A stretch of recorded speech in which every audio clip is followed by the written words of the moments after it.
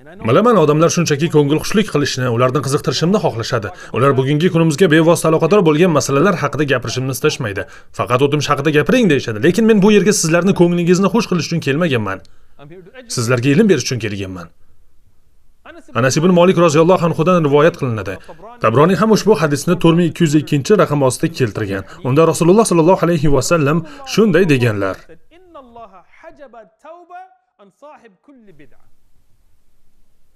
Bu hadisni eshiting. Bu sahih hadis. Rasululloh sallallohu alayhi va sallam aytganlarki, Alloh subhanahu va taolo bid'at sohibidan tavbani to'sib qo'yadi. Ya'ni bid'at qilayotgan odam butunlay tavba qilishdan mahrum bo'lib qoladi. Bid'at sohibi tavba qila olmaydi. Bu hadisning sharhida juda chiroyli bir nuqtani ko'rdim. Gap shundaki, bid'at qilayotgan odam o'zini yomon ish qilyapman deb o'ylamaydi. Yo'q, aksincha u men yaxshi ish qilyapman deb o'ylaydi. Shuning uchun ham u tavba qilmaydi. Gunohkor odam esa boshqacha. Agar gunoh qilayotgan bo'lsangiz, hech bo'lmasa gunoh qilayotganingizni bilasiz. Ba'zida bir birodarni ko'rasiz. Alloh hammamizni asrasin, noto'g'ri ish qilayotgan bo'ladi. U sizni ko'radi, tashqi ko'rinishingizdan musulmon ekaningiz bilinib turadi. Shunda u uyalib qoladi. Nega? Chunki u o'zi qilayotgan ishning noto'g'ri ekanini biladi. Xuddiki hijobsiz ayol, hijob o'ragan, to'liq hijob o'ragan bir ayolni ko'rgan edik. Uni ko'rib uyalishi mumkin. Uyalib ketadi yoki aksincha, o'zini himoya qilish uchun unga hujum qiladi. Nega bunaqa kiyinyapsan? Biz Amerikadamiz-ku.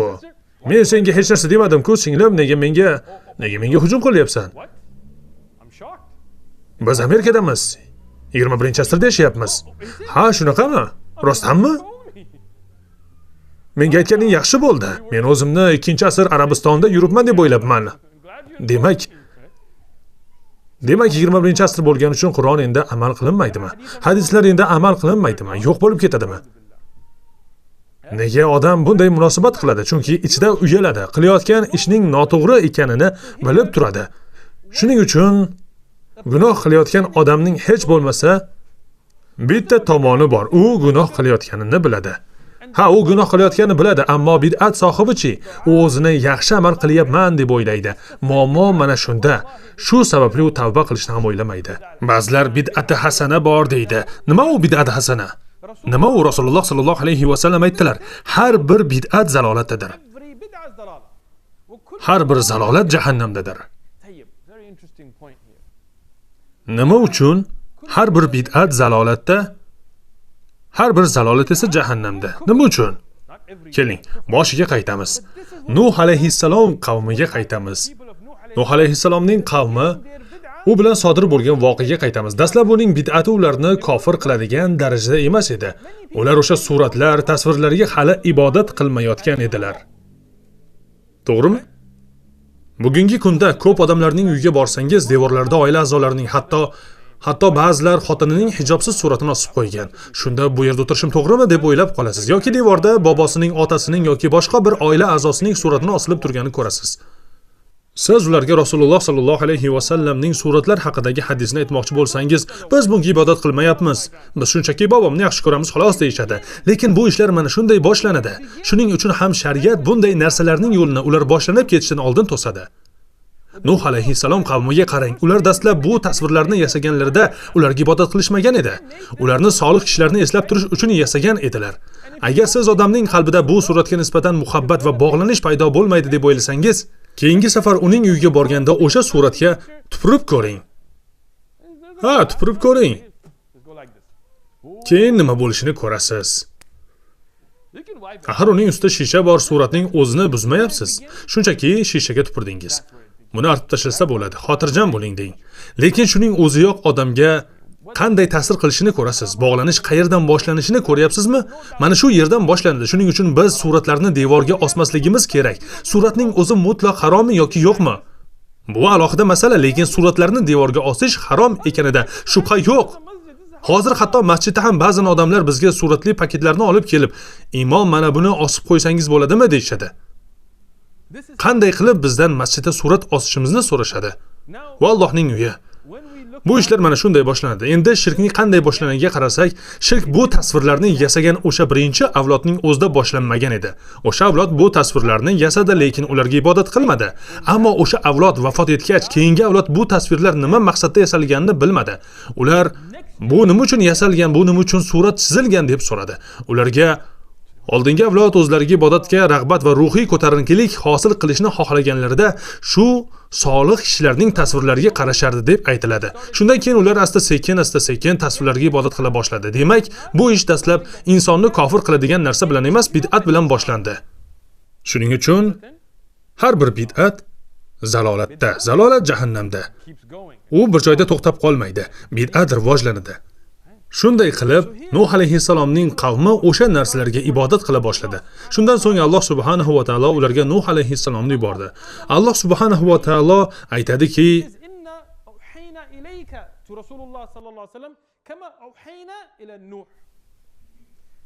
Biz Nuh va undan keyingi payg'ambarlarga vahiy yuborganimizdek, sizga ham vahiy yubordik. Niso surasidan. Bu yerda bir muhim nuqta bor. Alloh Nuh alayhissalomning da'vatini Rasululloh sallallohu alayhi va sallamning da'vatlari bilan bog'lagan. Bundan olinadigan juda ko'p foydalar bor, lekin hozir asosiy mavzudan chetga chiqib ketishni xohlamayman. Nuh alayhissalomni bu yerda tilga olganimning sababi biz hali ham Rasululloh sallallohu alayhi va sallamning nasablari haqida gapiryapmiz. Men nasabdagi har bir kishini bittalab ko'rib chiqmayman, faqat muhim bo'lgan kishilarga to'xtalaman, lekin bu yerda yana bir muhim nuqta bor. Agar Nuh alayhissalomning da'vatlariga qarasak, u zotning da'vatlari butlarga sig'inish va shirkka qarshi qaratilgan edi. Odamlarni haq yo'lga chaqirishda juda ko'p qiyinchiliklarga duch kelgan edilar. Rasululloh sallallohu alayhi va sallamning holatlari ham shunday bo'lgan. U zot ham shirk va butparastlikka qarshi da'vat qilib, odamlarni Allohning o'zgagina ibodat qilishga chaqirgan va bu yo'lda ko'plab qiyinchiliklarga duch kelganlar. Mana shu jihat ham Nuh alayhissalom da'vatlari bilan Rasululloh sallallohu alayhi va sallamning da'vatlarini bir-biriga bog'laydi. Nuh alayhissalom birinchi rasul bo'lganlar. Bir sahih hadis bor Buxoriy va Muslimda. Qiyomat kunida odamlar payg'ambarlarning oldiga borib, ulardan shafaat qilishlarini so'rashlari haqidagi mashhur hadisdir. Odamlar bir payg'ambardan boshqasiga borib shafaat so'raydilar. Nuh alayhissalomning oldilariga kelganlarida esa siz yer yuzidagi insonlarga yuborilgan birinchi rasulsiz deyshadi. Bu hadisdan bilamizki, Nuh alayhissalom birinchi rasul bo'lganlar, lekin u zot birinchi nabiy emas edilar. Ulardan oldingi birinchi nabiy Odam alayhissalom edi.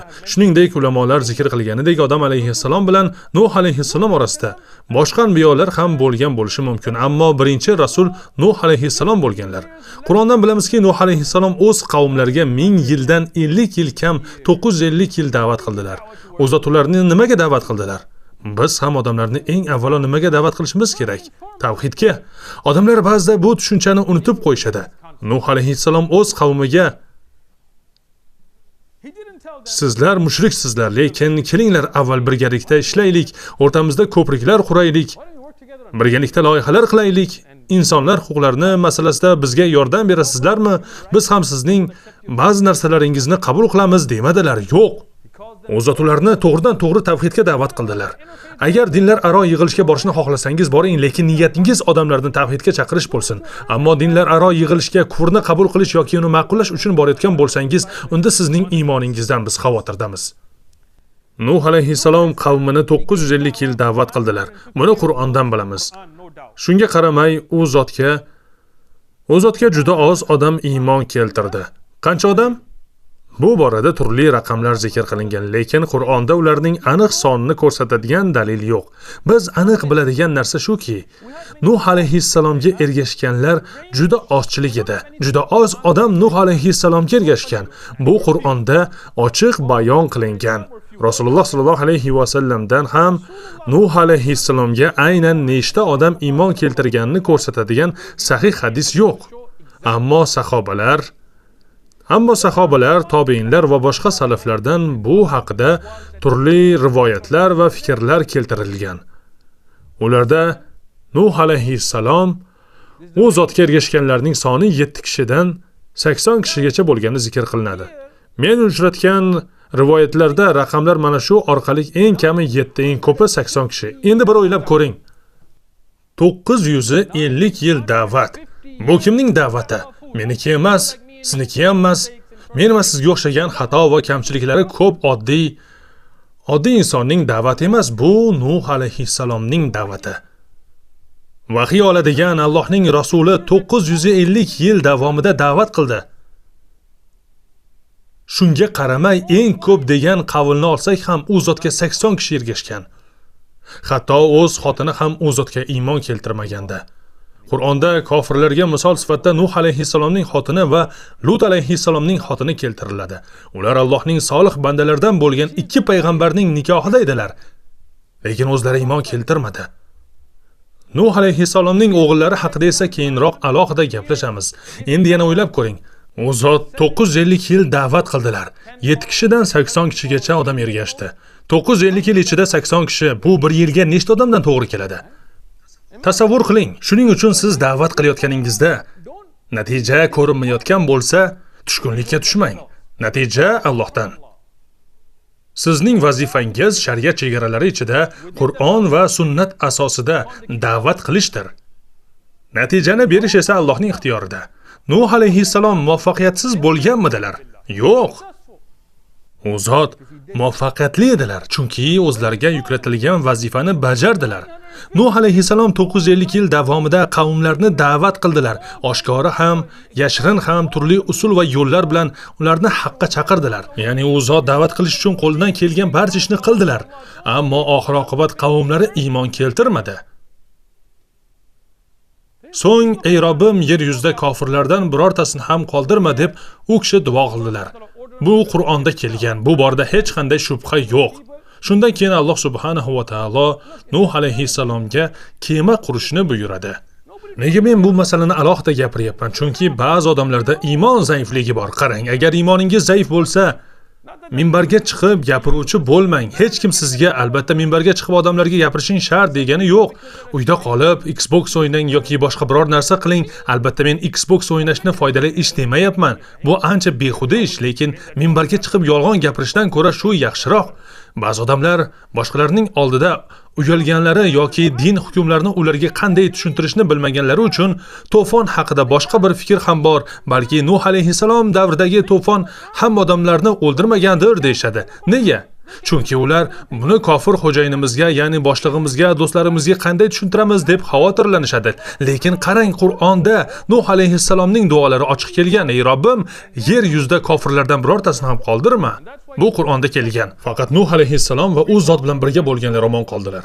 Shu sababli Nuh alayhissalom ba'zan insoniyatning ikkinchi otasi deb atashadi. Ya'ni insoniyat nasabi Nuh alayhissalomga ham borib taqaladi. Albatta Nuh alayhissalom bilan kemada boshqa mo'minlar ham bo'lgan. Bu odam alayhissalomning holatiga o'xshamaydi. Chunki odam alayhissalom boshda yagona inson edilar. Endi Nuh alayhissalomga kema qurish buyurilgan joyga keldik. Yana aytaman, men hozir voqeani batafsil tushuntirmayapman, faqat qisqacha bayon qilyapman.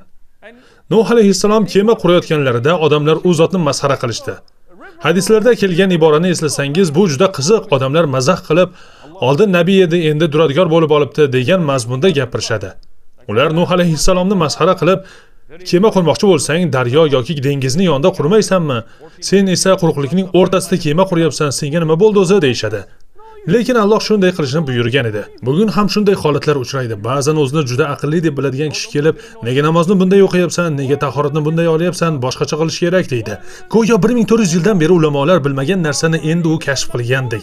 Biz esa ibodatlarni Alloh shunday buyurgani va Rasululloh sollallohu alayhi va sallam shunday ko'rsatganlari uchun shu tarzda bajaramiz. U zotning yo'llarini mahkam tutamiz. Xohlasangiz masxara qilavering. Nuh alayhissalomni ham qani to'fon, qayerda to'fon deb masxara qilishgan. Birodarlarimizdan biri ish joyida shimini to'piqdan balandroq kiyar edi.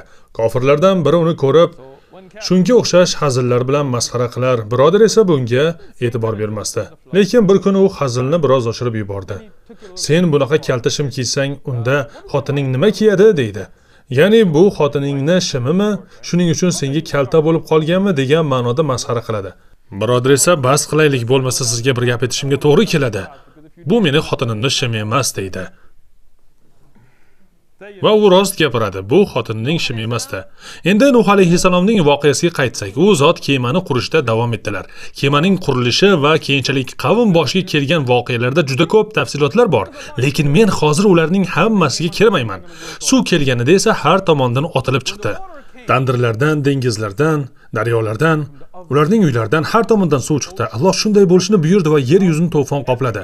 Bugungi kunda olimlar muzlik davri bo'lgan suv sathi ko'tarilganda dunyoda mana bunday hodisalar yuz bergan desa biz ha albatta deymiz. Lekin Qur'on bizga bir narsani xabar qilsa, ba'zilarimiz buni odamlarga qanday tushuntiramiz deb qolamiz. Mana qanday tushuntirasiz? Alloh shunday dedi va shunday bo'ldi. Mana sizga tushuntirish oddiy. Allohning amri bilan suv ko'tarilib, yer yuzini to'fon qopladi. Nuh alayhissalom va u zot bilan kemada bo'lganlar esa najot topdilar. Ular kemaning qandaydir g'ayrioddiy, o'ta kuchli yoki zamonaviy yadroviy suvosti kemasiga o'xshagan narsa bo'lgani uchun omon qolishmadi. Yo'q, ular Alloh subhanahu va taolo shunday bo'lishini buyurgan uchun omon qoldilar. Tasavvur qiling, butun yer yuzi suv ostida. Atrofda ulkan to'lqinlar xuddi dahshatli tsunami kabi. Agar Allohning irodasi bo'lmaganida o'sha kema ham vayron bo'lishi mumkin edi, lekin Alloh uning omon qolishini iroda qildi. Alloh ularni himoya qildi. Ular kemada qancha vaqt qolganlari kabi tafsilotlarga kirmaymiz. Nuh alayhissalom bilan birga u zotning ayrim farzandlari va boshqa mu'minlar ham bor edi.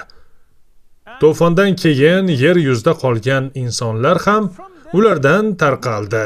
Bu haqida Alloh subhanahu va taolo bizga Qur'onda xabar bergan. Ibn Kasir al-Bidoya va Nihoya asarida va boshqa tarix kitoblarida Nuh alayhissalomning o'g'illaridan birining ismi Som bo'lganligi, ikkinchisining ismi Xom bo'lganligi, uchinchisi esa Yofas bo'lgani zikr qilinadi. Yana Kanon degan ism ham uchraydi. Ba'zi manbalarda boshqa ismlar ham Nuh alayhissalomning farzandlari yoki avlodlari bilan bog'liq zikr qilingan. Lekin men hozir bu tafsilotlarga chuqur kirmoqchi emasman. Somhom Yofas degan 3 ism zikr qilingan rivoyat At-Tirmizida kelgan. Imom Tirmiziy bu rivoyatni hasan g'arib deb baholagan. Men bu masalani o'zim ham ancha vaqt sarflab o'rgandim va bu haqidagi turli sanadlarni ko'rib chiqdim. Bu mazmunda boshqa rivoyatlar ham bor, lekin haqiqat shuki, ularning sanadlarida zaiflik bor. Hatto Imom Termiziy maqbul deb baholagan rivoyatlarning sanadida ham bu borada bahs mavjud. Shuning uchun bu darsni tayyorlashda qo'limdan kelgancha faqat aniq va sahih hadislar bilan cheklanishga harakat qildim. Shuning uchun aytamanki, bu haqidagi har bir sanadning ichida ma'lum bir zaiflik bor. Lekin shunga qaramay tafsir ulamolari bu ismlarni keng ravishda zikr qilganlar. Bundan tashqari sahobalar va tobiinlardan sahih sanadlar bilan kelgan rivoyatlarda ham bu ismlar tilga olingan. Demak, Rasululloh sallallohu alayhi va sallamga nisbat berilgan marfu hadisning sanadida zaiflik bo'lsa ham bu ismlar ulamolar orasida ma'lum va qaror topgan. Jalolayn tafsirida Ibn Javziy, Tabariy va boshqa tafsir ulamolarining asarlarida ham bu ismlar zikr qilingan. Ular 4 ismni tilga olganlar: Som, Xom, Yofas va Kanon. Tafsir va tarix ulamolari odatda Kanonni Nuh alayhissalomga itoatsizlik qilib to'fonda halok bo'lgan o'g'il deb zikr qiladi. U kemaga chiqmagan edi. Qur'onda Nuh alayhissalomning bir o'g'li otasiga itoatsizlik qilgani va halok bo'lgani aniq zikr qilingan. Bunda hech qanday shubha yo'q. Biz bu yerda faqat uning ismi Kanon bo'lganmi degan masala haqida gapiryapmiz.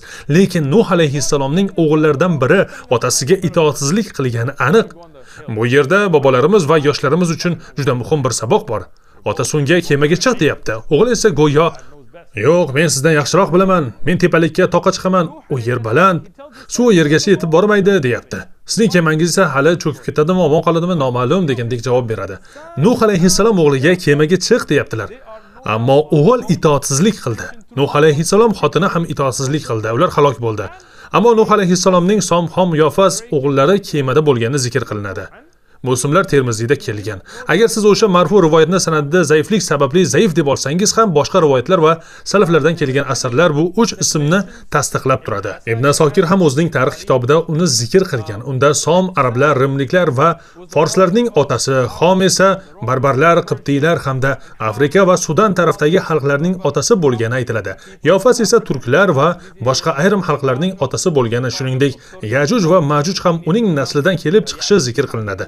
Lekin bu gaplarni Rasululloh sallallohu alayhi va sallamdan kelgan sahih hadis sifatida tasdiqlab bo'lmaydi. Garchi uni tarix kitoblarida uchratsangiz, turli tarixiy manbalarda ko'rsangiz va ayrim kishilar undan dalil sifatida foydalanganini ko'rsangiz ham uning Rasululloh sallallohu alayhi va sallamga nisbat berilishi sobit emas. Men bu haqdagi sanadlarni ko'rib chiqdim. Ibn Hajar, Ibn Rajab va boshqa imomlar ham bayon qilganlaridek, to'g'risi shuki, bu gap aslida Said ibn Musayyabning qavli hisoblanadi. Said ibn Musayyab esa sahobiy emas, tobiinlardan edi. Shuning uchun ham yuqoridagi tafsilotni Rasululloh sollallohu alayhi va sallamdan kelgan sahih hadis deb ayta olmaymiz, ammo ulamolar arablar Somning naslidan kelib chiqishini zikr qilganlar. Nuh alayhissalomning o'g'illaridan turli qabila va xalqlar tarqaldi. Rasululloh sollallohu alayhi va sallamning nasablari esa Nuh alayhissalomdan keyin Som orqali davom etdi. Inshaalloh keyingi darsda Ibrohim alayhissalom, arablarning 3 turi va Rasululloh sollallohu alayhi va sallam bilan bog'liq masalalar haqida gaplashamiz. Related to the Prophet sallallahu alaihi wasallam.